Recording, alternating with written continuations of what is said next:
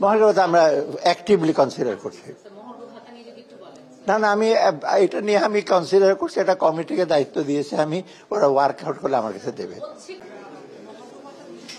মহার্ঘ ভাতার ভিতরে এখন কিছু বলবো না, সেটা যখন বলার পর আমি ওয়ার্ক করতেছি, দেখি ওইটা নিয়ে আলাপ করবো বসে আজকে। না না, ওইটা আজকে কমার্সের সাথে আমাদের আলাপ হবে।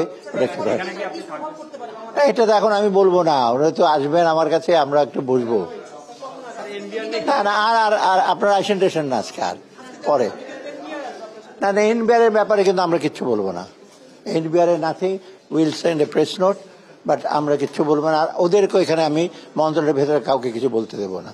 যারা যদি কাভার করেন মন্ত্রণালয়ের ভিতরে তাদের say I will take পানিটিভ action.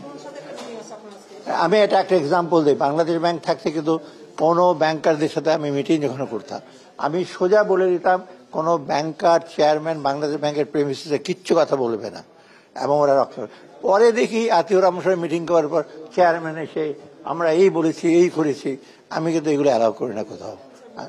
অতএব আজকে আপনারা, ওরা যদি কিছু বলতে চান বাইরে লোকজন বাইরে গিয়ে বলুক। আমি মহার্ঘ ভাতা আমরা অ্যাক্টিভলি কনসিডার করছি। না না, আমি এটা নিয়ে আমি কনসিডার করছি, এটা কমিটিকে দায়িত্ব দিয়েছে, আমি ওরা ওয়ার্কআউট করলে আমার কাছে দেবে। হওয়ার চান্স মোটামুটি, কিন্তু হয়তো একটু সময় লাগবে। আমি বাজেটের ওয়ার্কআউট করে দেখি কখন থেকে দিতে পারবো, কত দিতে পারবো। না না, এটা বললে তো সব বলা হয়ে গেল। অনেকে 10 থেকে 15%। আচ্ছা, এটা ওয়ার্কআউট করতেছে তো যারা করা। আমি এখন কেন বলবো, ফাইনাল আমি যখন অ্যাপ্রুভ করবো চিফ অ্যাডভাইজার যাবো।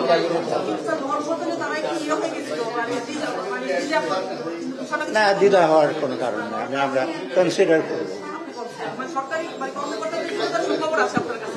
না, কিছু বলা দরকার না, আমরা বিবেচনা করবো।